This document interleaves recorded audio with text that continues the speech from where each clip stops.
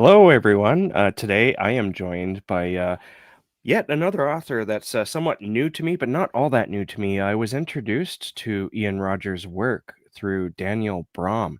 And if Daniel, if you're watching at all, I just want to say thank you for suggesting that not only read Ian Rogers' work, but also that I invite him on the show. Welcome to the show, Ian. Well, thank you very much for having me. Can you give yourself an introduction? Well, I'm a writer of supernatural horror and some detective fiction. I've gone into mixing the two of them together into what I call supernatural noir or super noiral. It takes a long time to figure out how to say that word properly. Yeah, we were kind of joking around about that before. Don't hold it against anyone that can't say it, but yeah, I guess most people probably know me from my debut collection, Every House is Haunted. Probably because it's been adapted or it's been optioned by Sam Raimi, and he's in the process of producing an adaptation of one of the stories in the book. And then I would say there was a good almost 10-year gap where I was still doing stuff, but for various reasons, I hadn't really had a lot out other than some short stories and some stuff at Tor.com. And then in the past year, I've kind of been making up for lost time or lost books rather, and I've been publishing quite steadily this past year. Yeah, I noticed there was a huge gap Mm. in publication, especially like where it's just your name attached, like discounting like anthologies or magazines. There was like you had that collection out, and then it was like what 2013, 2012. Yeah, they were both out. Every House is Haunted came out 2012, and the original edition of Supernatural Tales came out like shortly thereafter. Yeah, And then yeah, it was again. It would seem like I just sort of had gone away or went to law school for 10 years or something. I was real still life got in reading the and still way. working, but it was just your classic case of trying to find the right agent. I was shopping stuff. I was still doing it, but wasn't really getting a lot of headway that way. And just you find the right agent, you find the right people, and it's almost like the stars align. And again, it's like it's weird. So nothing's really different that I was doing. I've always been there, but now Hmm. it's sort of as you said. There's been a lot of people who are sort of like, who is Ian Rogers? Where has he been? Which is great. You know, it's always nice when people are excited. But yeah, it's kind of wild even for me to say that it's been 10 years since Every House is Haunted, because there's been a whole new crop of readers and writers who don't know that book and are like, who is this guy? It's Hmm. almost been like rebooting my career in a way. Your book, Every House is Haunted, has wormed its way into other forms of media. Mm-hmm. I read A Head Full of Ghosts for the first time this year, and your name, I was like, I wasn't astonished, but I was surprised that your name appears as a movie director, and you're the director in this book, Head Full of Ghosts. Right. You're the director of Every House is Haunted. And Well, not only Paul are wanted to you make sure that I didn't get too big ahead in that. He made sure that wasn't just a filmmaker. I was a hack filmmaker. yeah, but you were an Oscar award-winning filmmaker as well. True. So he's kind of complimenting you Oh while no, at the same absolutely. while at the Paul's same great. time taking a small dig by calling you a hack. I I Yeah, no, I, I love it. I love I it. I'm found part that of the was pop culture now. It's Paul was, and there's a whole bunch of people in there. There's that book is rife with Easter eggs. It's actually funny. I paid Paul back on that one in a book that I wrote several years ago. That's now finally coming out next year. It hasn't been announced yet, so I can't talk too much about it. But I pay him back in kind in that book. And it's funny. There's a priest in my book, very minor character named Father Gavin, who's named after Richard Gavin, a friend of mine. But there's a Father Gavin in Head Full of Ghosts as well. So it's like the books are even more connected than I thought. And it was funny because I didn't do that on purpose. It was only when I had reread Head Full of Ghosts a few years later, because I'm a big fan of Paul's work, and I wanted to go back and reread that one. Um, I was sort of reminded of that and said, "Oh, this book that I've got where I'm paying back Paul for the reference actually has a second connection to Paul's book." So I look yeah. forward to him reading that. That was quite the pleasant surprise though, because I wasn't expecting that. But Paul Tremblay, he also wrote the foreword for the Cemetery Dance re-release of Every He House. wrote it actually for the original, but yeah, Oh, did he? Yeah. it's in the re-release. But yeah, he's Paul was obviously very generous, and he was just the perfect person. I like to think of him as he's my American doppelganger in that sense. Yeah. we have a lot of the same sensibilities. And even when he was doing his detective books, we both are big fans of detective fiction as well. Yeah, just super nice guy, extremely talented writer. Couldn't be happier for all of his success. Much deserved, as they say. Yeah, from my understanding, you alluded to his detective work. Hmm. He's written a lot more than I think what most average readers know about, and Hmm. that has like either gone unpublished or has been in print but then gone out of print, Hmm. and that's pretty interesting, I think. And another thing I think that's interesting is that you and I, we could have crossed paths here and there and not even known it because we Hmm. live in within the same sort of area. I'm close to Barrie, Right. and that actually makes a, a small, very small appearance in Sycamore, which we'll get to Yeah. shortly. But Yeah. No, so does a I didn't know that until I think we became Facebook friends, and I was just actually just saying that to my wife earlier because I was telling her about the podcast tonight, and I had forgotten, and then when I looked at it again, I was like, oh right, he's a fellow Canadian, and then yeah, when I saw where you were, it was like I wonder if that'll come up because yeah, Sycamore takes place in yeah. like my fictional version. Sycamore is a fictional town, but where I've stuck it, I mean, if you know, you know. Yeah, yeah, absolutely. We'll get to that in a minute because I actually have a question or at least a statement about that. But I want to go back a little bit to uh, Every House is Haunted. I mentioned to you before I hit the live button that my book club actually nominated that book for, I think it was May, but I could be wrong. It could have been June or even April. I don't know, but it was around that area, and it won the voting. So we read it, and that was a lot of fun. Um, and I wanted to ask you about the actually, before let me back up just a little bit. When we were talking about it before I hit the live stream, you said that some people are like, "Oh, I thought this was like a collection about haunted house stories," and that's not what surprised me. What surprised me was, how it kinda ranged in its genres, Mhm. 'cause it doesn't just focus on horror, there's different genres involved. Yeah, I was haunted is such a loaded word, and I really just wanted to explore the word in home and house. It's its own thing. I mean, people you don't have to live in a house to have a home, so Yeah. I really just wanted to explore that. I mean, the book really represents my first 5 years as a published author, which was, of course, short fiction. So I think there's a lot of reasons why that collection is a bit, I would like to say, scattered in the best way. Hopefully, if people enjoy it, that there's a little bit of everything.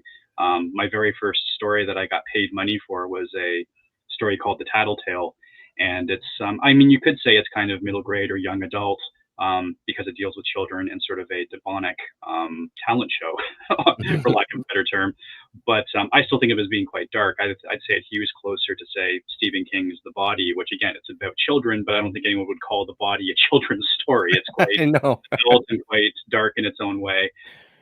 But yeah, I mean, I think for me that's the fun of a collection like that.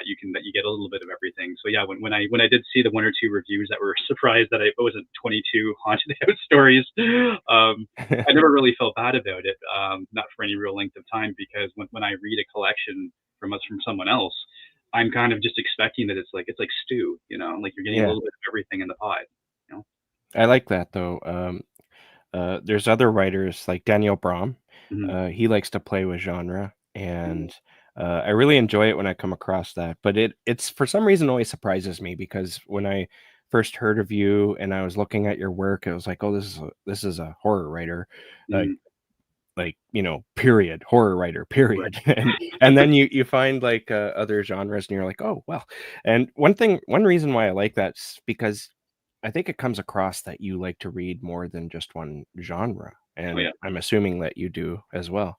Mhm. I read everything, and it's funny for me because you're exactly right, and thank you. I'm glad you appreciate that because some people would read that and they would see a story that there's one called "The Rifts Between Us" in that story, and it's sort of sci-fi horror.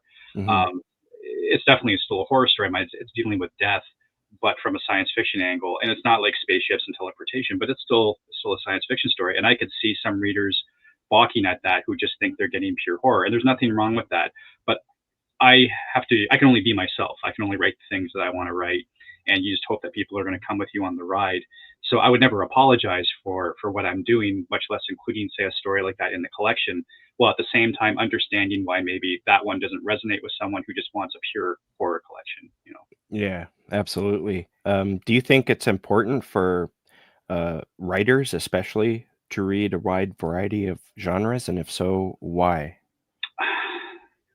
I mean, I can only speak for myself. I mean, if I was talking to, say, a group of kids who are, or even, you know, adults who wanted to write, um, I just believe in reading broadly, because I think if you say are if say if you're a science fiction writer or a romance writer and all you read are those genres, to me, all you're going to do is writing derivative fiction. It's just, if that's all that's coming in, that's all that's going to come out. And there are Mhm, some people that they want the formula. They don't want anything different. And there's nothing wrong with that. People should want what they want.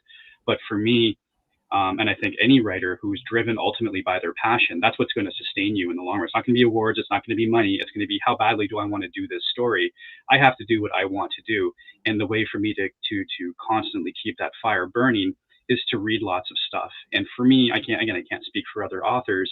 I read broadly. Like, I read everything. I read mhm. paranormal romance. I read westerns. I love westerns. You know, I've even written a couple. I don't know if they're very good, but for me, it's just the story. You know, I never really cared about the genre. You know, I could not believe if someone was recommending me a story, like a book or something, and they said, "This is, I love this story. I love these characters."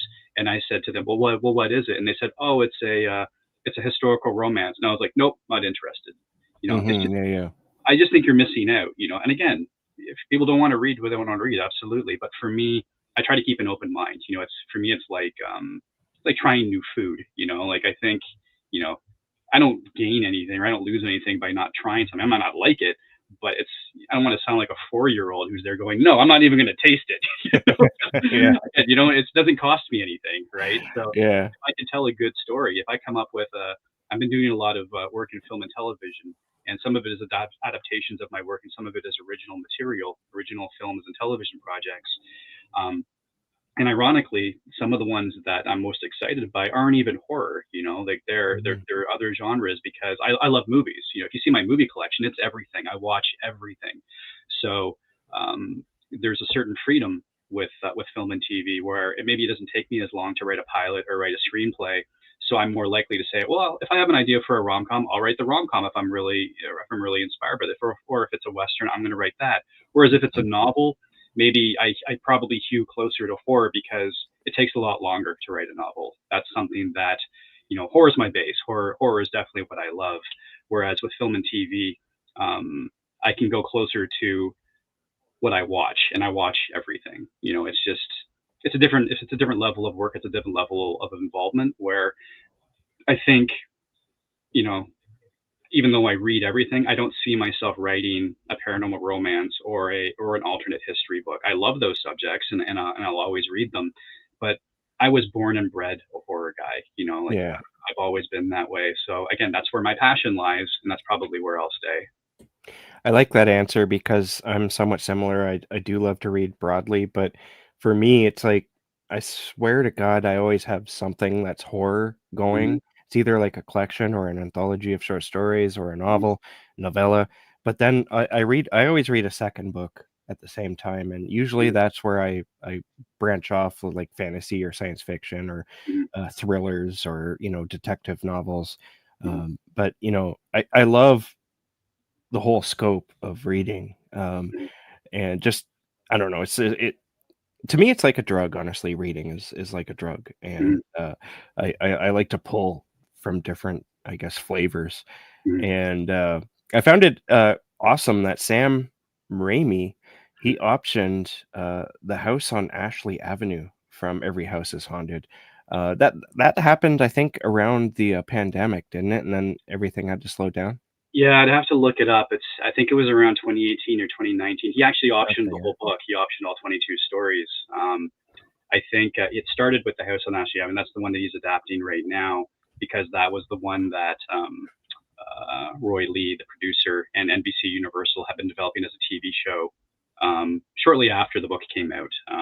It's a long story. Basically, Ellen Datlow selected it for Best Horror of the Year. It Mhm. fell into the hands of Roy Lee, who's this really big producer. He basically started the whole. American remakes of Japanese horror movies, like The Ring, The Grudge, The Eye. He did all of those, and not even just horror movies, like The Lake House, which is a remake with Keanu Reeves, The Departed with Leo DiCaprio and Jack. That's a Hmm. remake. He produced all of that stuff, so he's incredibly talented with a great eye for story. And we met in Toronto while he was doing the Poltergeist remake with Sam Rockwell, because that's where they shot it. So we met in person and just really hit it off. And the idea was to do the story as a TV series. And I was hired to as a consultant, so I was working with him on it. I wrote the Bible for the TV show.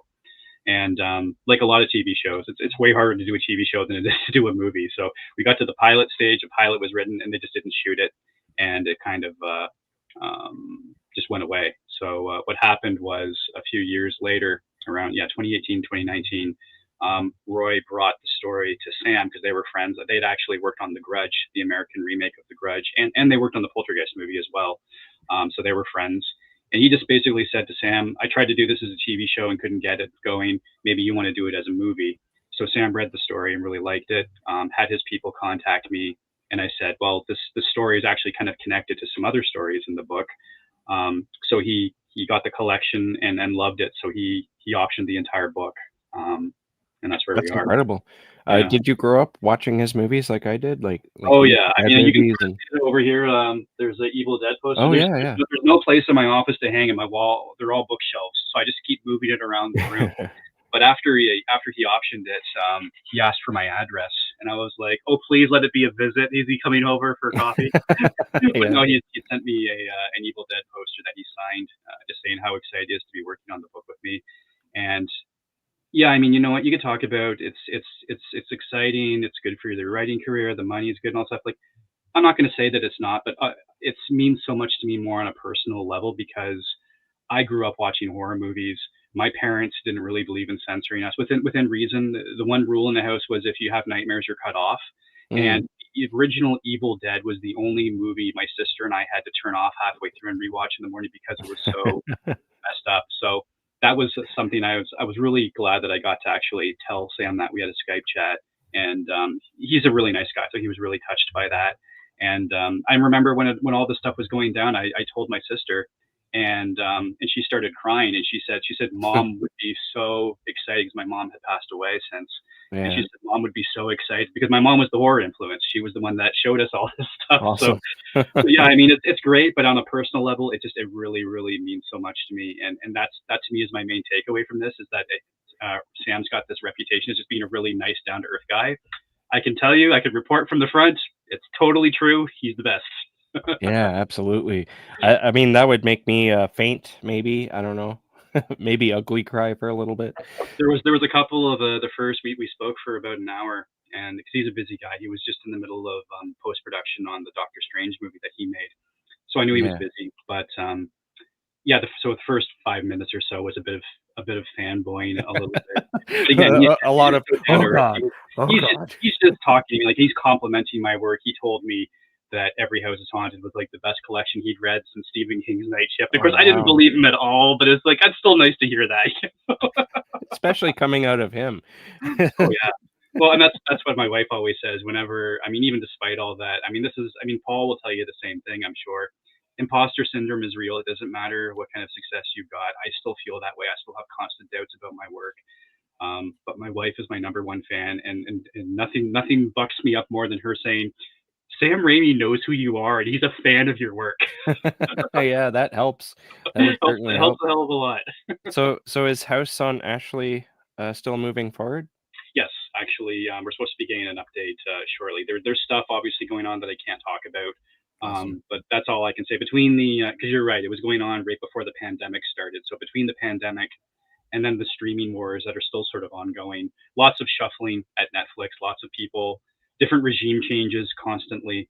But the fact that they keep re-optioning it, that's, I mean, it's like Hollywood, right? I mean, money talks. So Yeah. if they keep paying me to keep re-optioning the book, that means that they're interested. But because I'm involved, because I'm actually working on the picture as a consultant, I can tell you for a fact that it's still definitely happening, and hopefully there'll be an update that I can actually talk about soon. And I hate saying soon because I don't really know when, but it's Mhm. really just I'm at the whim of them sort of telling me this is what's going on and here's what you can actually talk about. Because when you're in the inner circle, and I don't want to get kicked out of the inner circle, Yeah, you can't go absolutely. blabbing about stuff that's obviously quite I'm just confidential. happy to hear that it's still moving forward.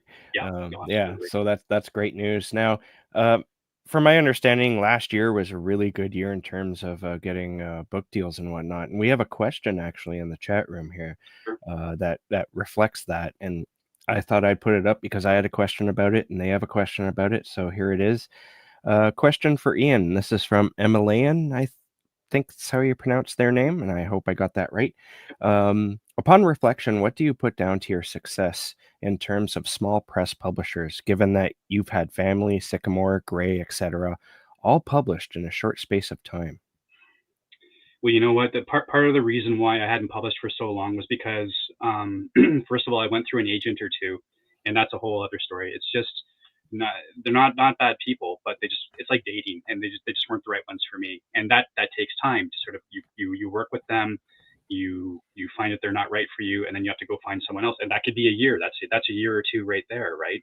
And because the people I was working with, we were sending stuff exclusively to the big five. Start at the top and then work your way down. So um, I was getting rejections, very, very kind rejections from people who liked my work, but a book wasn't right for them or whatever. But when those things are being rejected, you don't have anything out. So it Mhm. looks like, again, there's this optics of, oh yeah, Ian hasn't published in a while. He must not be doing anything. Maybe he's gone off. Maybe he quit. He's doing something else. So I was doing a lot of stuff behind the scenes, but between the time it takes to find the proper representation, trying to find a place that wants to buy your books, that sort of thing. That's where I would say a good 7 to 8 years went. And then I Mhm. finally found the right agent. I'm represented by Jack Gernert at the Gernert Company, fantastic agent. And again, it's like dating. He was the one who really gets my work. He's the champion. He gets it out there in front of everybody. And again, it was just really, really struggling. Horror is a hard sell with the big five publishers. There's only a handful of imprints that really do it. So, Mhm. and when I was trying to sell Sycamore and the Blacklands, trying to sell a horror series is an even harder sell. It's if they if they're interested in it, they want everything. They can really see the possibilities. If they're not, they just see it as a huge inconvenience. It's like, oh no, that's too much. It's just like it's like a cat with a trail of tin cans, tied to it. It's just they Yeah. don't want any part of it. So it really is just trying to find the right home for a series. So it was me that decided. I said, well, I'm going to go to the small presses, the smaller presses, and see if maybe some of these people and try and build my career that way, because the big five just wasn't happening, and I just needed to have something out. I needed something new. So I just went to the small presses that were the ones I buy books from all the time. Mhm. Cemetery Dance, Earthling, um, Thunderstorm, on all these people, and I just sent out emails. These weren't even from my agent. Um, my agent wasn't familiar with the small presses and the specialty presses, so I just sort of said, again, it was almost like rebooting my career.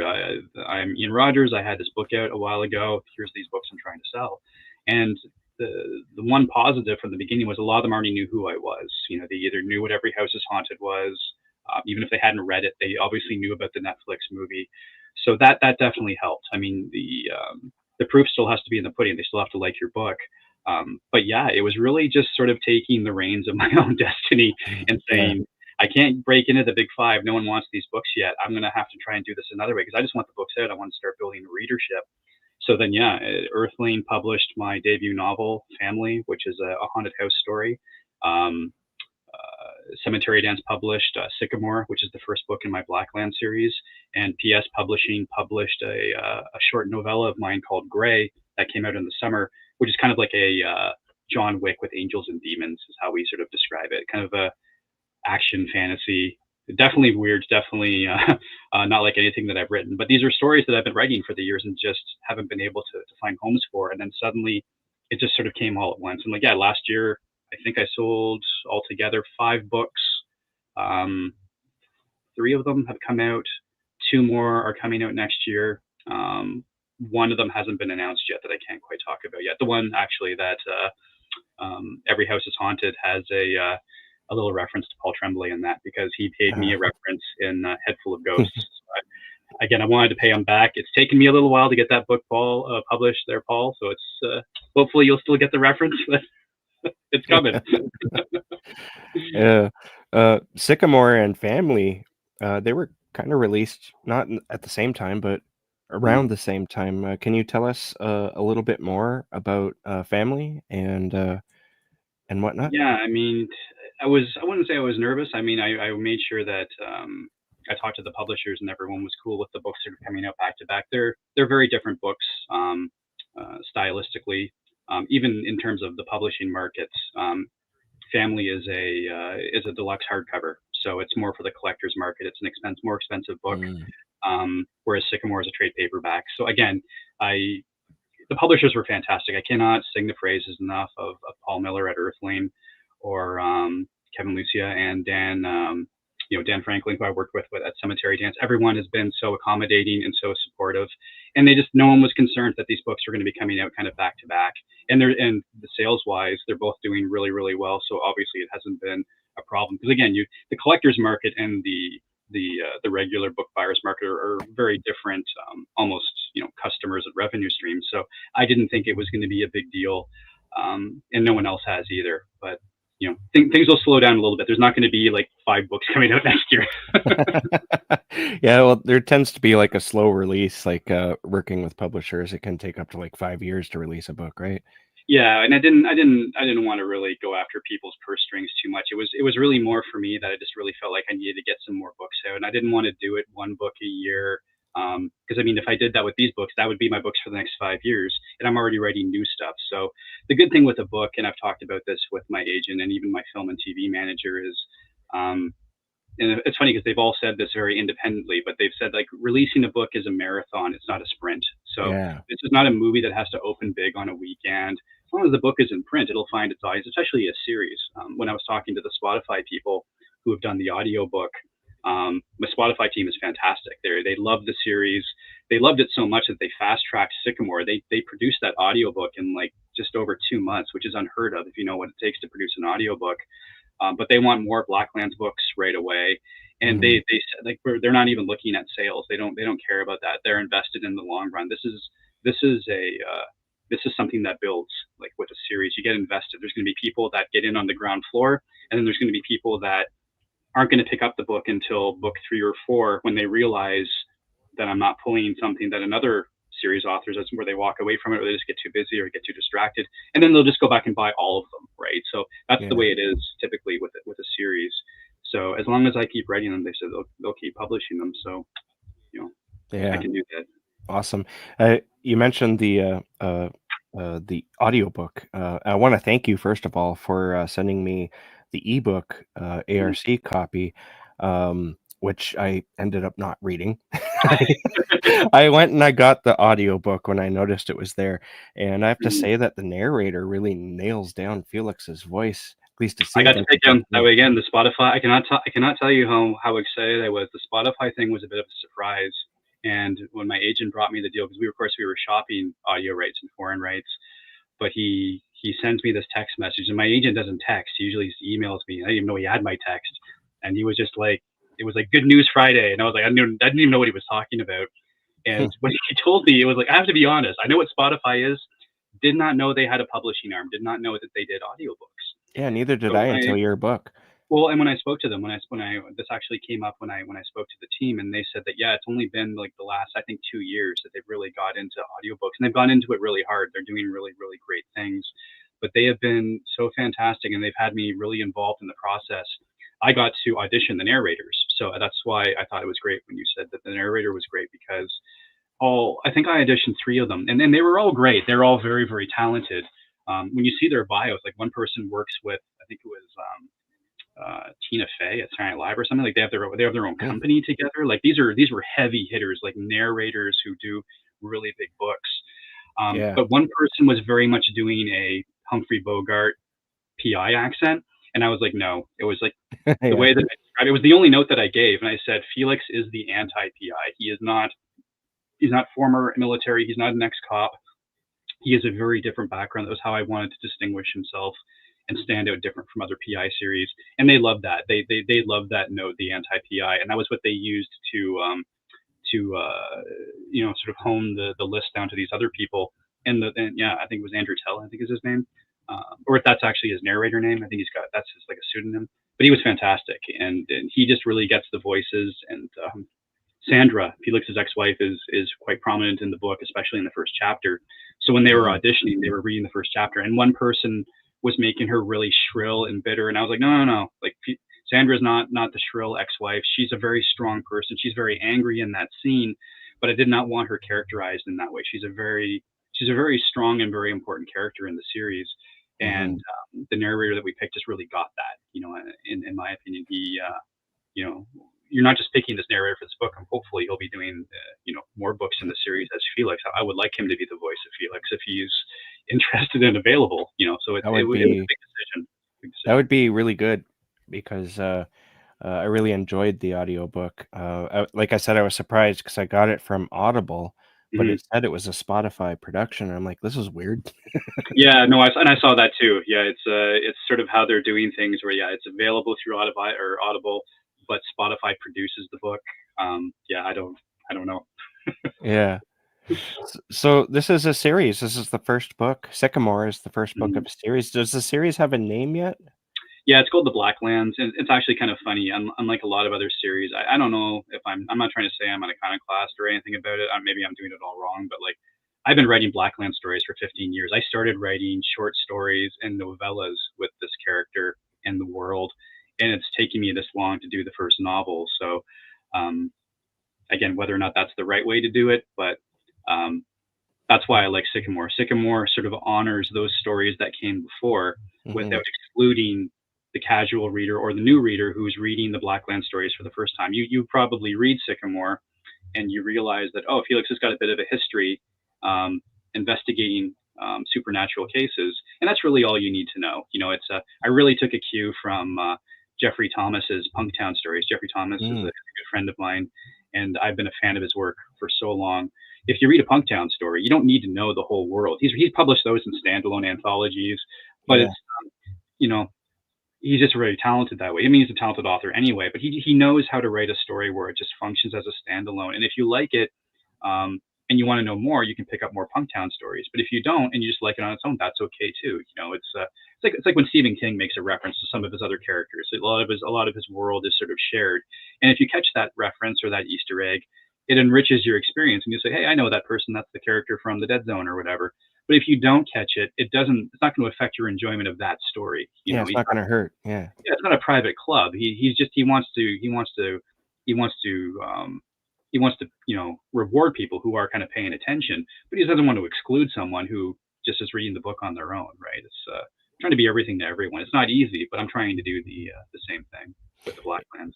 Yeah, I have to say that, I love those Punktown books. I haven't read them all, but I Mhm. have, like, I swear to God, I have most of them on my Kindle, Yeah, no, same. that you can get, but I've read a lot of them, and, Mhm. that is quite the, that is quite the, it's kinda lengthy. I'm surprised that more people aren't into Punktown, so anyone Yeah, you know listening. what? That's one of those things where he's been doing it for a long time.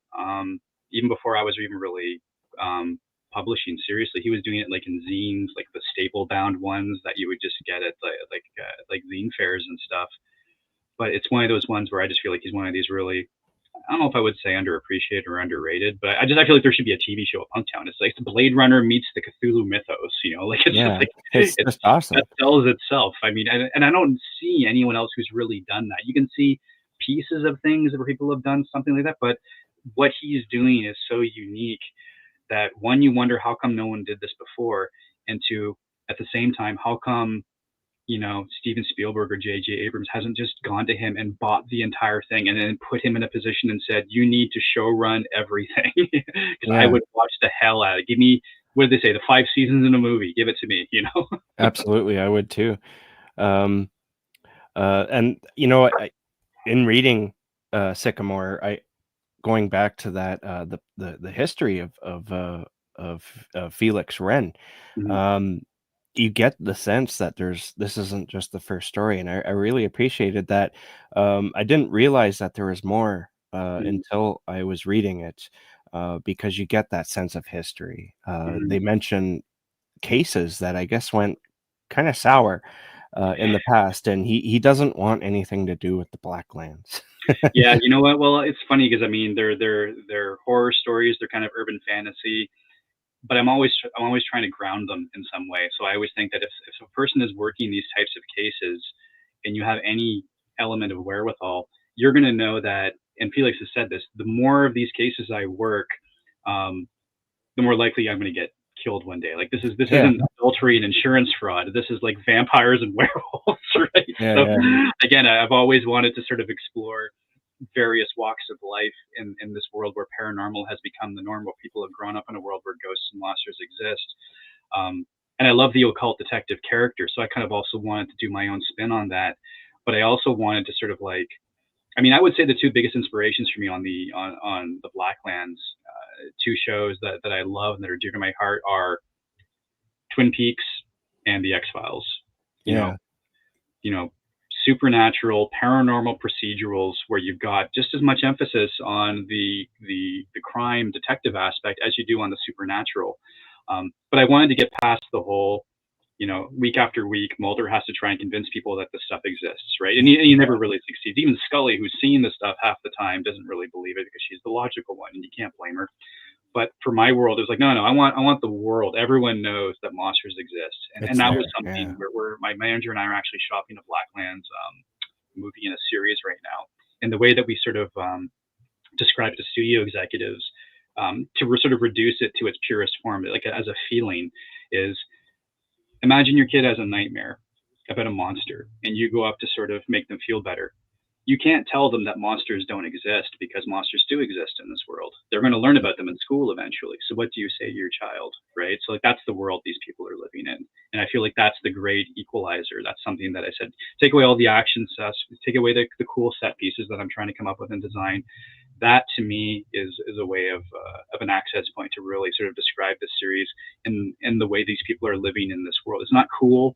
People aren't they're not using magic to walk their dogs or do their taxes. The supernatural is a dangerous force that they've got a bit of an understanding of, but there's still lots they don't understand. That's what I always say about the world. It's like it's full of vampires and werewolves, all these creatures that we know, but there's all kinds of other creatures in the Blacklands that we don't know, that we don't have names for. And that's another thing that I really like about writing the series. I'll write about vampires and werewolves, but then I'll also write about a completely original creation. When I want to do something on my own, I come up with my own monster. It's hmm, I love working in the Blacklands. It's very there's no boundaries on it. You know. yeah. Just to clear things up for people who are listening, can you tell us a little bit about what Sycamore is about, and also explain what the Blacklands are a little bit so that people understand? Because we understand what you're talking about, but they might not. Yeah, so Sycamore is it's a supernatural noir, or a supernatural, as I call it. It's sort of a supernatural detective story about a private investigator named Felix Wren, and he lives and works in a world where paranormal has become the norm. Since the 1940s, these portals have been showing up all over the world, and they're doorways to a dimension that lies next door to our own. And because it's a world of perpetual night, there's no sun over there, they've dubbed it the Blacklands.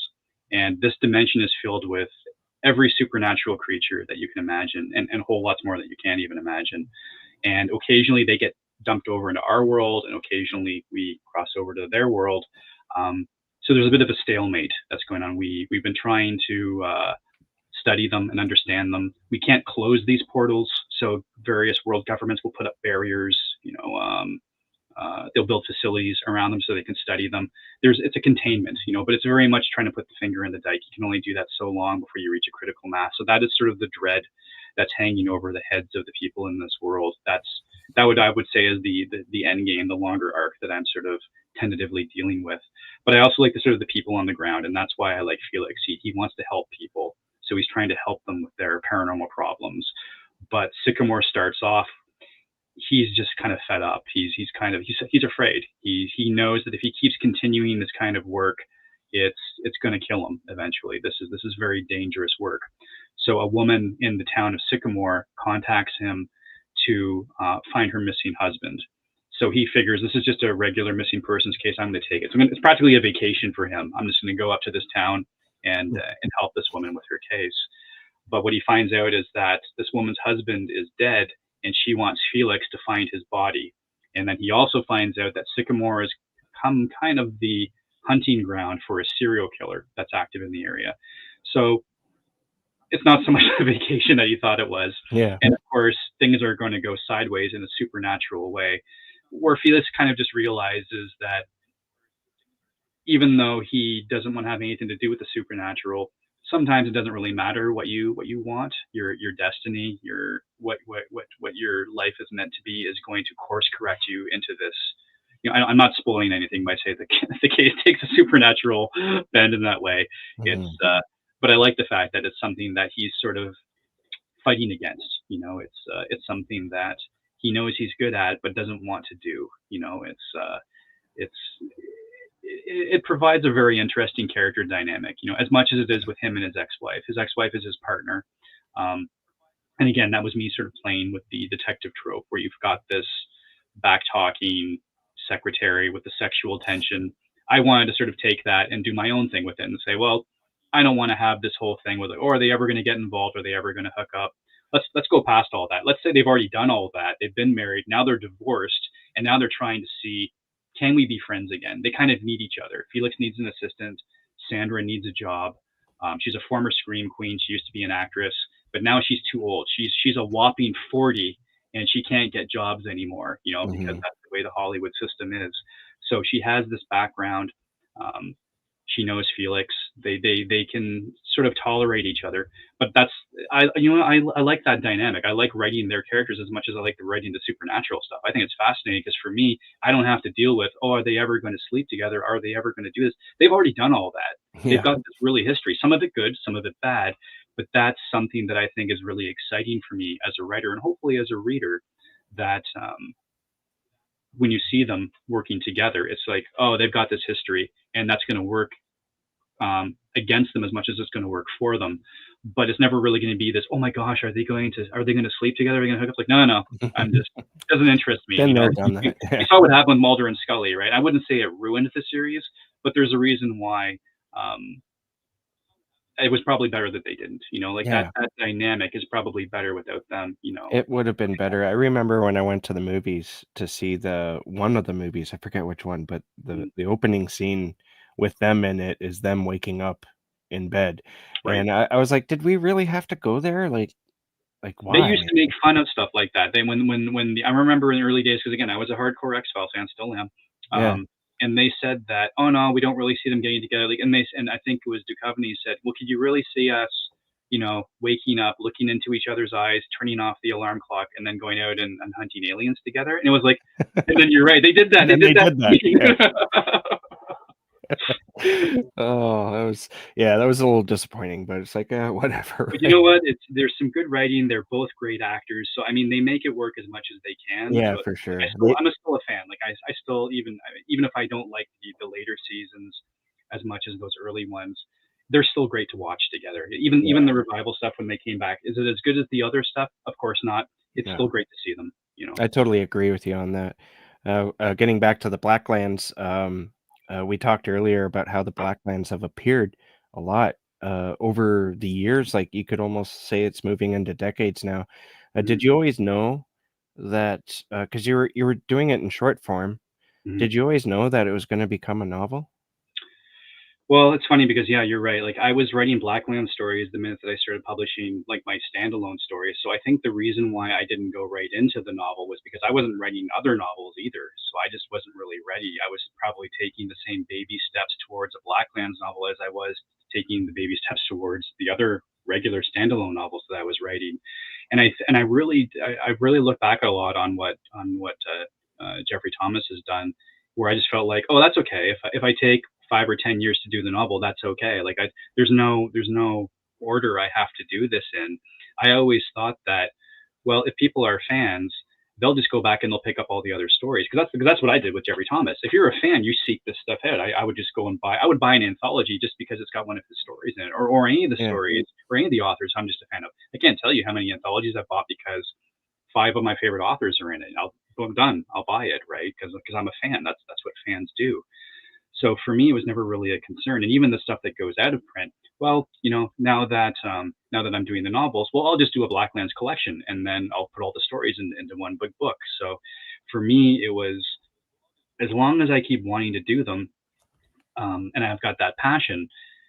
I don't know, maybe it just sounds really naive, but I feel like passion's contagious. Like if people are really excited. That was the one thing that I've been dealing with to a certain amount with the film and television pitching. I pitch to all these people, so many meetings, and your eyes glaze over because they reject everything. My manager basically says they're always looking for a reason to say no, not because Mhm. they're bad people, but because it's it costs a lot of money to make a movie or a TV show. It's very, very involved. So they're always looking for a reason to say no. And I've never been the kind of person who's been really thin-skinned. I've got pretty good armor. I never take this stuff personally. You really can't take it personally in film and TV, or it'll eat you alive. Yeah. But the one thing that I always say, and I say this to Peter, my manager, was I'm never trying to convince them that my idea is a good idea. I'm trying to convince them that I'm excited about this idea. I want them to see me being really excited and really enthusiastic, and being like, "Oh, I want to go to his party. His party sounds awesome. Let's like, why is he having such a good time?" I don't want to conform to someone and saying, "Oh, this is why you should like this." Like, no, no, no. The Blacklands is awesome. That's why I write it. I'm excited by it. That's why I've been writing these stories. I want them to Mhm. be like, "Why is he so excited? Why is he so?" And it's not to say that they're going to find common ground. But even if they turn me down, and this has happened, where they say, you know what, this isn't for us, but we totally know someone who would love that. You should meet with these people. So Mhm. never try, and I would say that this obviously goes with publishing too. You never try to make someone happy. You never trying to convince them that they should buy your book. You just show that you're excited that you did it, that this is something that you're passionate about. And then they're gonna be like, why is this person so excited? Why is this person so jazzed for this idea? You have to really believe in yourself. It's tough. I'm not saying that it's easy. I've got doubts Mhm. constantly, but all I ever fall back on is when I'm doing the work, it's because I'm excited. It's because I'm passionate, and it's not all the time. There's lots of times I don't feel like writing. Everyone goes through that, but the great, the common denominator, the great equalizer is I'm excited by this thing. And all I can hope is that that's going to be contagious, and that you'll find those people, whether it's a publisher or a producer or a studio executive, who is like, oh, I love that too. Like Mhm. there was one person we were pitching the Blacklands movie to, and his father had worked. He runs a company. I won't say who has, but his father used to run Fox and had worked with James Cameron on a number of movies. And so it was me and these screenwriters, and we just spent the first 10 or 15 minutes of this movie, or of this meeting, um, talking about aliens, because we all love the movie Aliens, and this Yeah, guy yeah. had worked with them, and so we were just geeking out. Even the executive, the guy who runs this company, super nice guy. We were just geeking out on Aliens and the Abyss and Terminator, because Nice. they're business people, obviously, but they're in the movie business. Presumably, they like movies, and this was definitely someone who was just still had that love. And it's nice, because again, it all falls back to passion. If you're Yeah. excited, that's what's going to sustain you. It's not going to be money. It's not going to be awards. It's going to be passion and a support system. I think, yeah, you can't do it in a vacuum. I definitely couldn't be doing this without my wife. Last year when I sold all those books, I won't go into it, but it was probably the worst year personal wise for my family and my wife's family, for medical reasons. For not us, we're fine, but everyone around us has been going through and is continuing to go through various medical issues. So it's been a whirlwind, man. Like that. Like Yeah. last year, I said last year was the summer of this and this. There was no middle ground last year, and it was Yeah. really hard to be excited about everything that I was doing while your family is going through all this kind of medical hell. As I said, it's still sort of ongoing, but it's also another reason why you have to have that support system. You have to have something else in your life, because no one, my family's fantastic, my wife's family is fantastic. No one is telling me, they're all telling me, have your success. We want to celebrate. Don't linger on this. We want to have fun stuff. They all want to have things, but I always feel bad. I feel bad when I want to tell someone about a good review, or I got the Mhm. cover art for this new book. It's like, how do I tell them this when so and so just came back from a hospital visit after that? But I get it. It's just I'm living a very concentrated version of life right now, where it's just really, really happy and really, really depressing. And Yeah. I honestly, man, I couldn't do it if I wasn't married to such a incredible woman, if I Yeah, didn't have such a great family. I'm sorry to hear that you're going through that, but I've found weird parallels in life, Mhm. where you have like, you go through periods where nothing's happening, and then you go through periods where everything's happening all at the same time, like the really good things, and they're always paired with the Mhm. really bad things. You ever find that? Oh, Like, well, and other than just that was last last year? summer. Like, again, it was just Yeah. and you're right, it was years of nothing. Everyone was basically healthy, more or less. Everyone's getting old, but it was just, last year, and it wasn't even the summer. Like, I'm talking, like, it was like 6 weeks. There was a 6-week period of time when I was getting all these, um, acceptances for these books, and then my family was getting all this horrible news, and my wife's family was getting this horrible news, and it was whiplash, man. It was just like, oh my gosh, how is all this happening now? It was like, is there an eclipse? Like, what's going on? Yeah. But yeah, it's just it was great. It was awful, but overall, it was just really, really overwhelming and exhausting in that sense. Like, exhausting in the sense that not even in a necessarily in a bad way. It's like exhausting emotionally, but then exhausting like you've been to this really great party and you just need to sleep for a week. It's I'm just going to look back on it as this really wild year. But again, it always goes back to I'm just so glad that I'm not alone. I'm glad that I've got a really, really good support system because I don't know. You can't do it alone. And it's funny because you're writing books, right? And I think when Yeah. you read books and you always see that acknowledgement section, everybody says like no one writes this book alone. Like my Mhm. name's on the cover, this person's name is on the cover, but you see every section has got. I'm not even just talking the research stuff. Oh, this person gave me this advice on guns. This person gave me this advice on dead bodies. Forget all that. I'm talking support system, man, and that's why I love it. I cannot I love the community, and that's the other part too. It's their family as well. Like I said, we're talking about people like Paul Tremblay.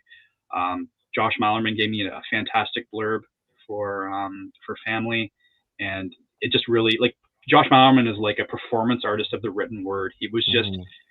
it wasn't just nice. It was just like, oh, it was such a Josh thing to say, and I was just so touched by it because we've swapped a few messages. He doesn't live that far away from me. I've always invited him up and said, hey, you should come up. Let's have some cocktails.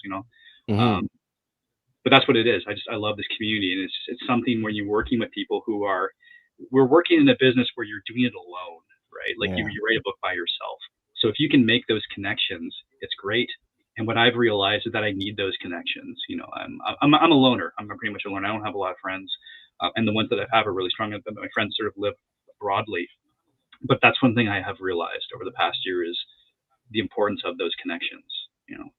Yeah, that's beautifully said, man. I totally, feel what you're saying. I Mhm. have my own little support system, and I don't think I could do anything without them. Well, like they Um, said, as the kids say these days, man, if you know, you know. yeah, yeah.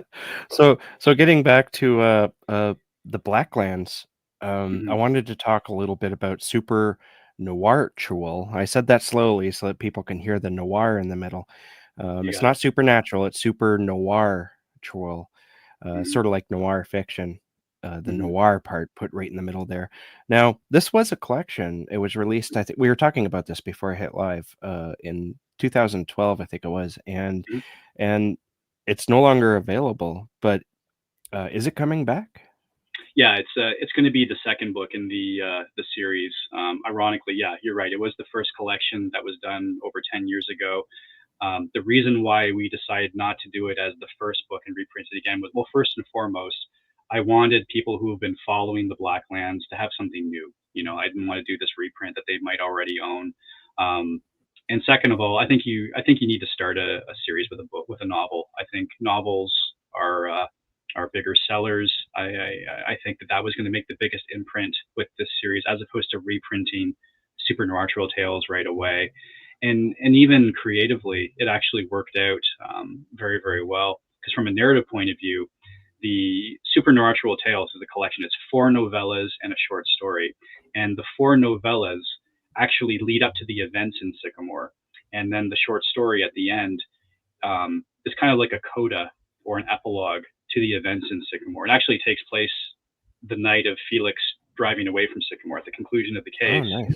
Something that happens to him on the drive home Oh, no. so it's so in effect, actually, it's kind of a prequel and a sequel to Sycamore. So it's actually perfect that it's being published as the second book, and it gives me a little bit of breathing room. I'm actually working on the second novel now in the series, which will be technically the third book in the Blacklands series.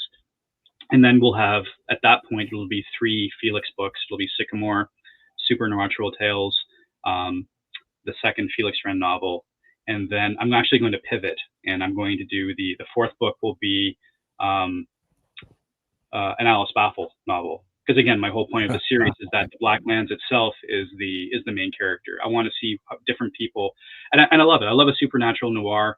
I think these stories hew as much to the detective side as they do to the supernatural. Because I'm a big detective fan. I love Dashiell Hammett, Ross McDonald, Robert Mhm. D. Parker, Lawrence Block. There's so much of those characters in Felix, and at the same time, I'm trying to distinguish himself and make him very different.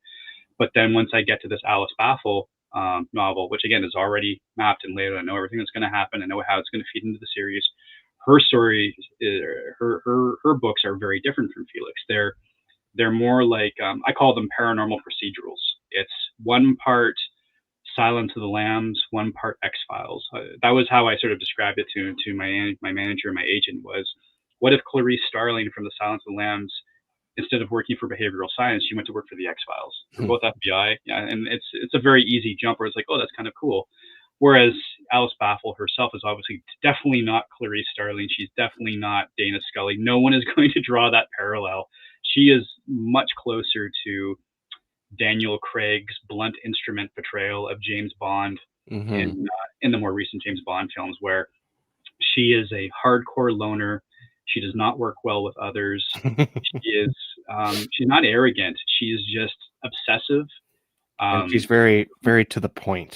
she's to Like, the point. She's driven yeah. by a lot of. There's a lot of anger there. You're gonna get a lot of the background on why she is the way she is. Why she's not a good person who works well with others. There's a reason why her agent or her partner is an agoraphobe who works from home. It's as much for her safety as much for Alice's sanity that they actually work really well together. But I thought it was a really fun dynamic, and I want to explore that in their own book. So that was something else I like about the Blackland series, is that even tonally the stories could be different. That Felix's stories are straight up detective noirs.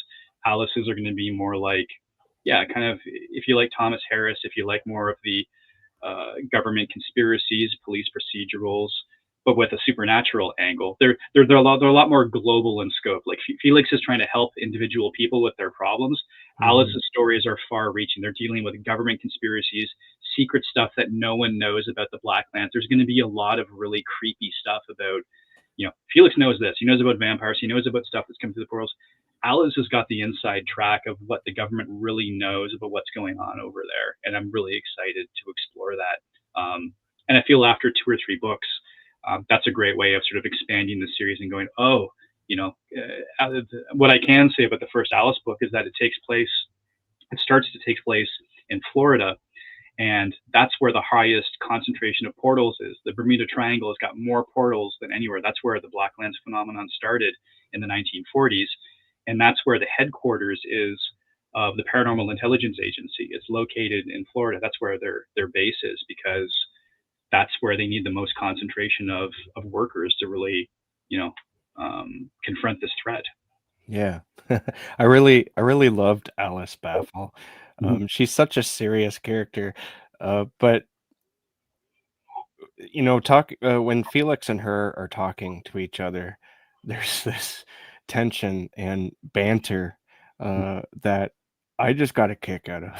How Well, did you how did you sorry, what did you say? so I was just going to say, like, I wanted to make sure that because Felix is very sarcastic and be kind of funny, and I just really wanted to show, like, if anyone finds that either too much or if they're very clear that he's using it as a defense mechanism, Alice is kind of like the audience's character there, who's just not impressed by him and kind of Yeah. annoyed by him at times. So now Alice is tough as nails. It's not like she doesn't have her own little idiosyncrasies, but that's Yeah. why I thought that they would, like, they're not hooking up. No.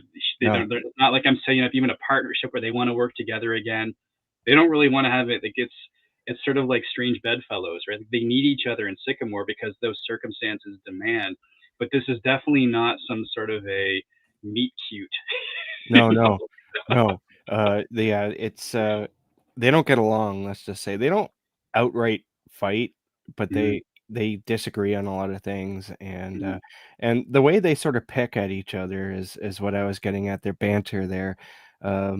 You sort of get the idea they don't really like each other, but they're stuck here. Uh, Yeah. so how do you approach that when you're writing? When you get that witty sort of banter, is this just sort of maybe the voices that are in your head already, or do you really work at that? Yeah, actually, that's a really good question.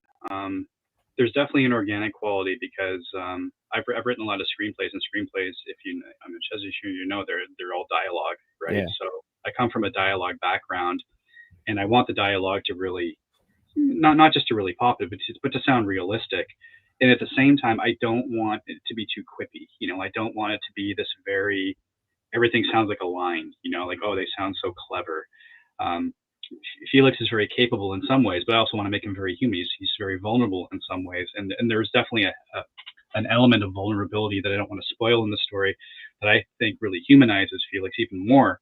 Um, and Alice sees that, and I wouldn't even say she appreciates it. Alice actually, I wouldn't say it disgusts her or she's annoyed by it, but Alice really is kind of a blunt instrument. There's things she respects about Felix, and there's things that she just does not at all. This was not something where it's like, hey, it's not Casablanca. They're not going to be friends walking off into the mist in the end. Like they'll probably bump into each other again, and they'll probably work with each other again, but it's not because they want to. It's going to become because circumstances allow.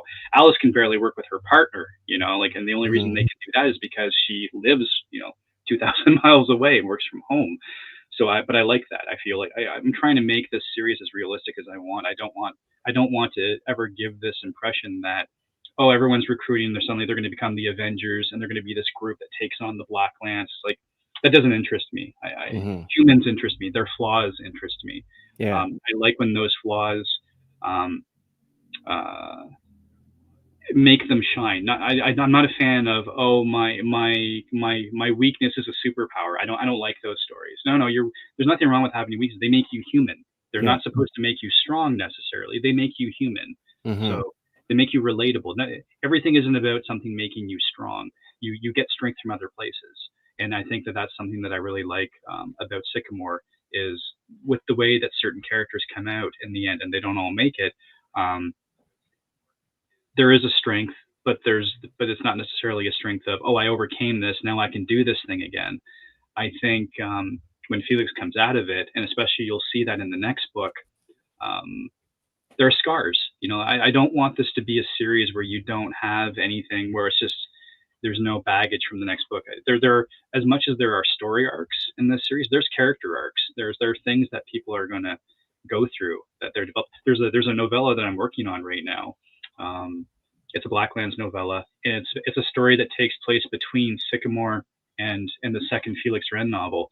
And again, you don't need to read it to know it still stands alone.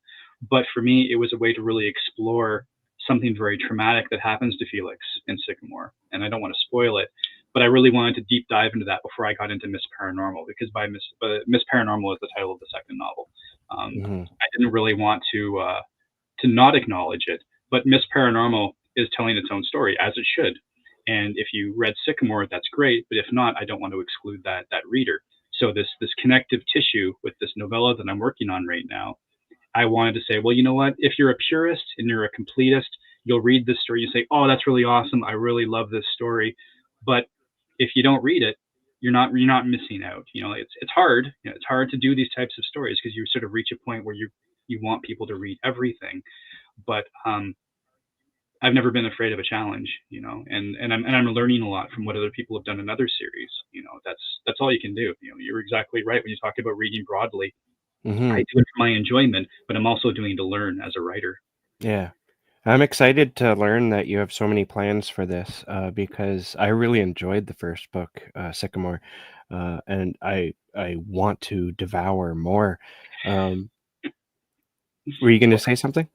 No, no, I was just gonna say thank you. Thank you very much. I Oh, okay. appreciate that. Another thing I loved, yeah, we're gonna get back to the characters in a second here, 'cause I came up with a fun question Mhm. that I shot to you yesterday, over Messenger. But before we get to that, I just wanna talk briefly about the locations, and it Mhm. it meant something to me too because, like, we live in, like, Central Ontario, Canada. Great. Um our area of the woods don't really make we don't really make it into novels and whatnot very often. I had the funny thought, like, if you lived in New York City, you'd be like, "Oh, yay, this book takes place in New York City, like all these other hundreds and thousands have," right?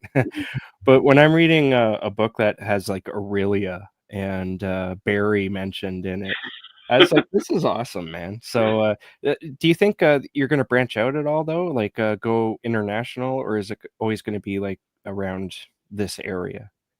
Well, first of all, it's very funny that you say that because when I was originally writing, when I first was writing Sycamore, I was really nervous about, you know, is anyone going to want to read a story that takes place in Canada? Or should I be bumping this to New York City? Mhm. Especially not just because it is an American city, but it's also the site of a lot of detective novels and noir. I mean, two of my favorites. I mean, Falling Angel by William Hjortsberg is like my bible of supernatural noir. That was a novel that was filmed as Angel Heart, which is also a great adaptation, which almost never happens, where you've got a great book and a great movie. Yeah. It happens there. And even Clive Barker's Harry D'Amour stories are largely set in New York. Harry D'Amour is a New Yorker, so the temptation to do that. But it was funny. It was all the American people, readers, editors, agents that said, no, no, no, it should be more Canadian. Don't be ashamed of where you are. And they were always Yeah. like, we film all of our movies in Canada. We know Canada. So Toronto's fine, write what you know. Like, no, you don't have to try and do something that you're not, be somewhere that you're not. I've never even been to New York City, so I can't write about it. I could probably write about it to a certain effectiveness because I've absorbed so much media, and let's face it, with Google Maps and everything, yeah, I could Yeah. probably pull it off, but I would still feel like a phony because I've never even been there, So I've never written a story set in New York City, and I Yeah. can say that. I can say that quite firmly because I know that I know what I've written. So yeah, there was some very early reluctance about setting this in Toronto, and yeah, mentioning places like Aurelia and Barrie. Are people going to care? Are they even going to know? But this is one of these things where you got to put your passion in the driver's seat and say, I don't care what other people are going to think. This is energizing me. I know these places. I've been to these Yeah. places. Absolutely. That you are writing from a place of confidence. Is anyone going to like it? I'll worry about that later. I'm having too much fun right now. So Yeah. I would go on road trips with my wife, which we always did, but we were doing more than we would drive up to, yeah, Barrie or Aurelia. Sycamore is, more or less. I wouldn't. It's not Aurelia. It's more or less where Aurelia is to a certain degree. I mean, Yeah. where And where it's I've not a moved. real town, right? It's It's not a real town. It's not doubling for a real town. I didn't want to do that because I'm kind of doing some horrible things to Sycamore, so I didn't want to say, oh, it's just Aurelia, but I changed the name. It was not even. Even geographically or the stores, it's definitely not Aurelia. It's kind of next door to Aurelia, and Aurelia gets mentioned quite a bit.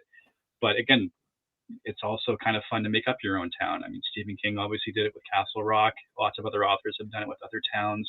There's certainly a thrill and some fun from doing that.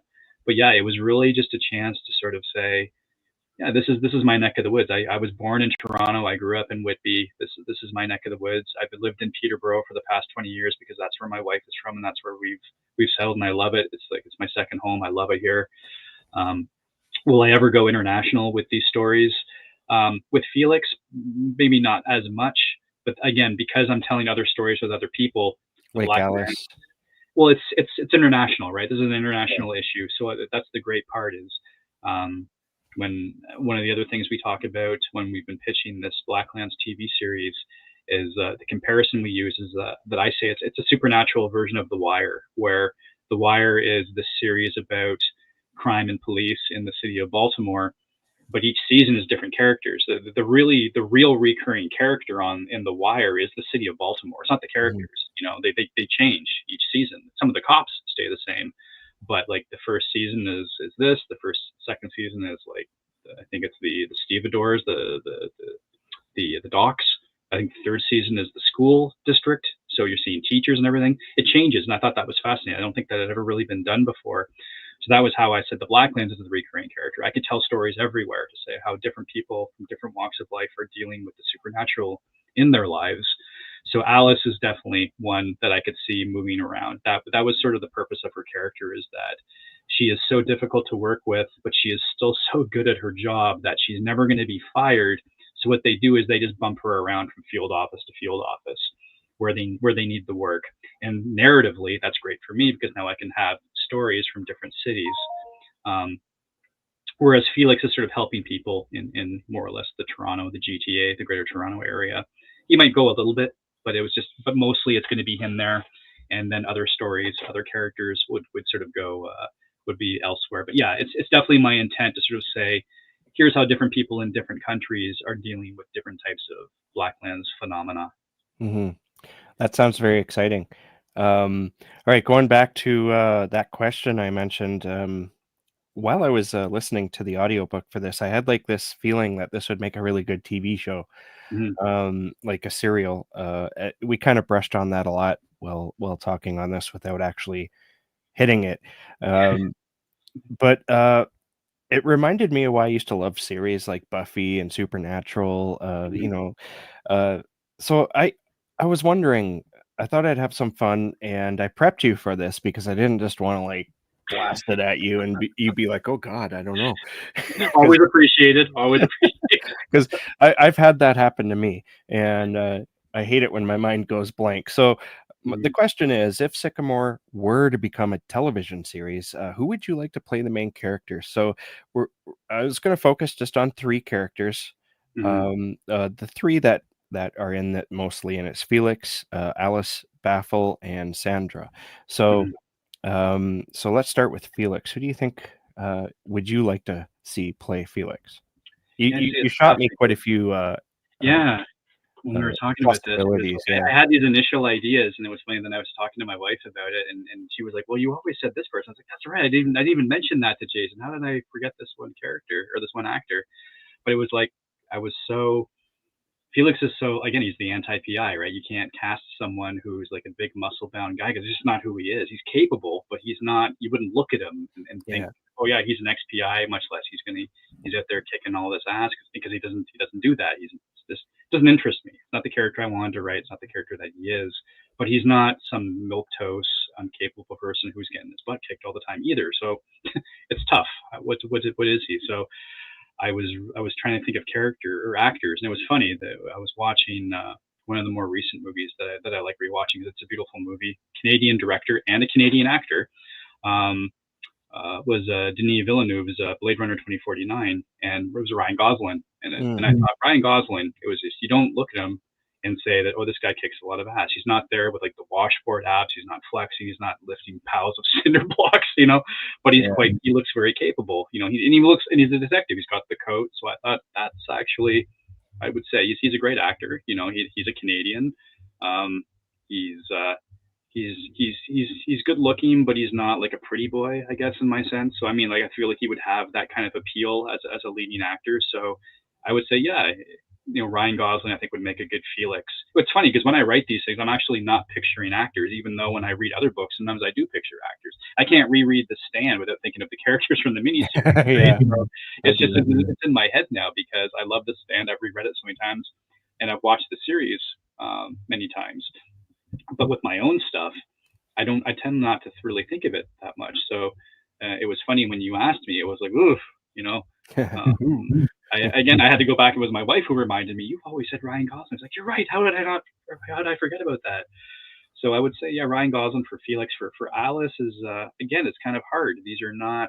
You want to go to like, well, who's popular? Who are the young up and coming ones? And I was like, well, these characters aren't young. Like these aren't 20 somethings in the story. Mhm. These guys are Felix and Sandra are, I would say, like mid to late 30s. They're not kids, and largely because they had this history. They couldn't be kids. They were married for 7 or 8 years. They were divorced, so I knew that they were a bit older. Alice might be a little bit younger. I would say that she is like between 30 and 35 tops. She's got a bit of a history with the PIA. She's definitely not a rookie agent, but she's not. I don't see her as necessarily as old as Felix.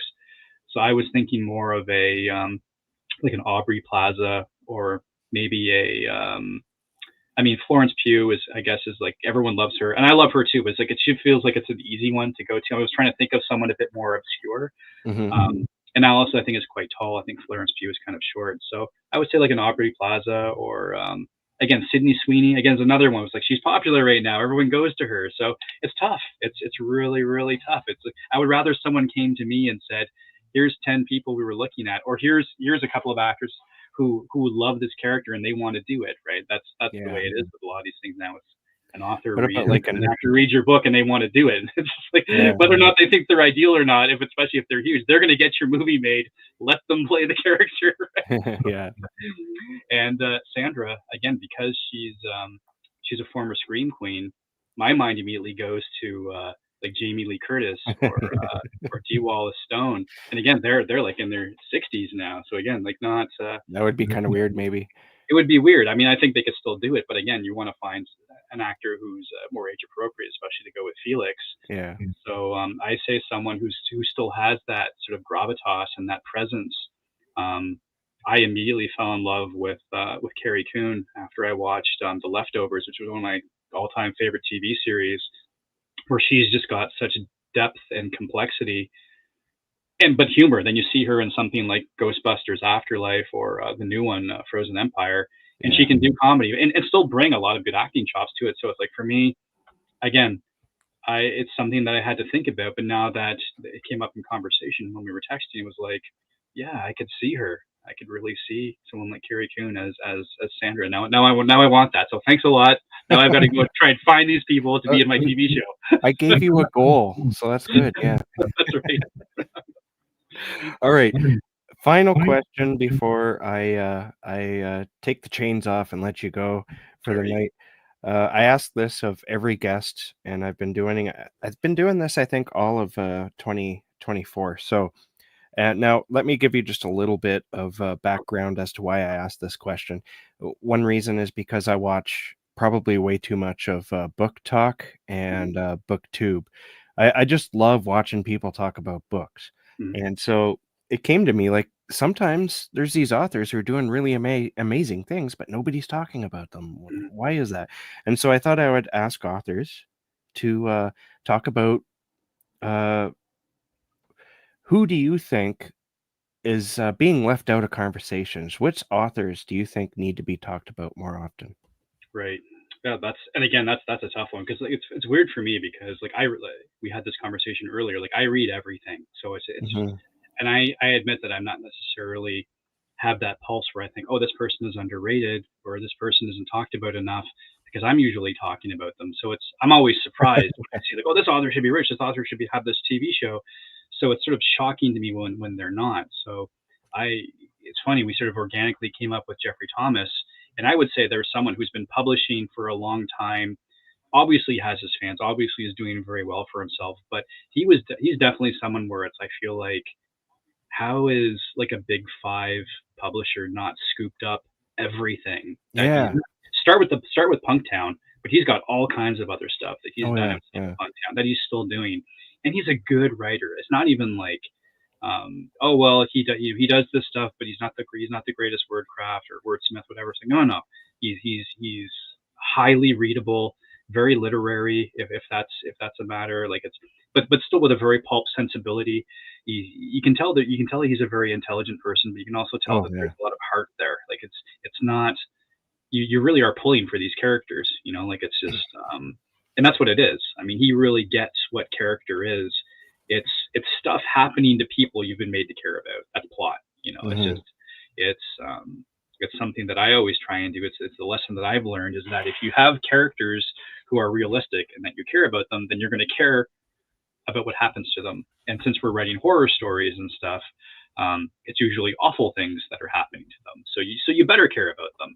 There's a reason why when we watch Friday the 13th Part 27, it can be kind of fun. But let's face it, we're usually rooting for Jason because we don't Yeah. care about these stupid teenagers that he's hacking up because you don't know them and they're just kind of They're annoying. disposable, you know. Yeah. But if you care about these people and you care about their peril, it's you have more of an investment with them. So I would say, yeah, I would say Jeffrey Thomas is someone that I wish that he won the publishing lottery and someone just came in and Mm. just bought everything and came up with new editions for the Punktown omnibuses, and then he just gets to do more. I know he's still doing more Punktown Well, stories. you know, it's not over for him yet. Yeah, It could still happen, and it oh, should. absolutely. Yeah. Yeah, I hope it, and I would also say from another point of view, S.P. Miskowski is one of Mm. my favorite writers, And again, I'm sure she's doing well. I don't know how well because, but I mean, she's still publishing, obviously. But she's one of these people where I'm thinking, oh my gosh, these, the Skaloot cycle. Um, that should be like a big five should be scooping that up and again re-releasing that as some massive edition. I love those stories. It's Pacific Northwest, it's small town, it's witchcraft, it's ghosts. It's like she is ringing my Twin Peaks bell. It's just like I love that area, I love that kind of stuff. It's She's just one of those writers where I feel like she's writing this for me. I feel like I've hired her to write these books Yeah. because it's so my jam. So, and when you see these people, and these are good people, like I know Jeffrey, I know SP. She wrote the introduction to Family, my debut novel with Earthling, Nice. and it's not that she just wrote good things about my book. I mean, she really understood what I was trying to do with that, and that's always even better, right? It means Mhm. it isn't just that they read your book; it's just that they really understood it, and it was like one, I was really touched, and two, it was like, oh, this is why I asked her to do this because she's not just talented, she is insightful, um, and she's just got a good heart. And when you see people like that, you just want good things to happen to them. And so, like, I would say among those Punktown books and the Skaloot Cycle books, starting with Knock Knock, I cannot tell you how many times I recommended those books, gifted those books to people at Christmas and holidays. Um, yeah, it's like anything good, right? I mean, you recommend it. The best type of marketing is word of mouth. It's the one Yeah. thing that you can't predict, that you can't control. It's grassroots, man. Yeah. Before I did this show, I did a podcast called the Darkness Dwells podcast, and I Mm. had SP Makowski on there with Laird Barron Oh, and John Langan, and we were talking about weird fiction, and that was a blast. I enjoyed talking to all three, but you bring her up, and yeah, she was fantastic. I love talking I to her. love all those people, by the way. I consider them all very good friends. Laird and John gave me some of my very first blurbs for Blacklands stories. They both blurbed Supernatural Tales. Laird blurbed, give me a wonderful blurb for Sycamore. They are they're they are as kind as they are talented. Oh yeah, I'm really really glad to be they're able to count them fantastic. as Yeah, friends. I haven't seen them in years because I between the pandemic and just not having had a lot of new books out, I haven't been to a yeah, convention in so long. But I mean, you see them online, so you never feel like they're too far away. But I love all those guys. Great, great people. yeah. Awesome. So, I want to thank you for coming along and talking about Sycamore and your other works with me. And I want to thank everyone who came along and watched, and the people, especially, who are going to come in the future to watch and listen to on the podcast. Uh, where can people find you online if they want to get updates or whatnot?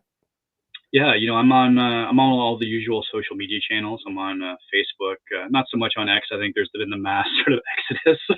I'm Yeah, sort of I I'm still there, but I just post updates. Like it's all pretty business as usual. I'm on Blue Sky though. I'm on Threads. I spend most of my time, I would say, on Instagram, just because okay. it's just pictures, no conversation. So it's me posting pictures of my books and my cats. It's very chill. I'm going for that Yeah. vibe right now. It's just I've got a newsletter. I've got lots of websites. If you go to ianrogers.ca or ian-rogers.com is my main web presence. But I was a web guy before I started writing full time, so I've got various websites. If you go to the blacklands.com, that's a website devoted entirely to the Blacklands. If you go to everyhouseishaunted.com, that's where I'm posting all the news and updates about the movie and the book as well, obviously. So yeah, I'm out there. Just Google me, you'll find me. Awesome. And do you have anything coming out, any short stories or other novels that are coming out soon that you can talk about that readers can look forward to?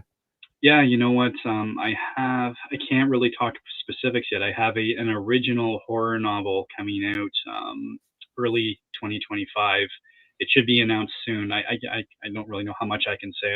All I can say is it's a non-Blacklands book, but it's sort of it's kind of The Ring meets the Blair Witch Project. It's kind of a haunted film, cursed film kind of a book that I'm really excited about.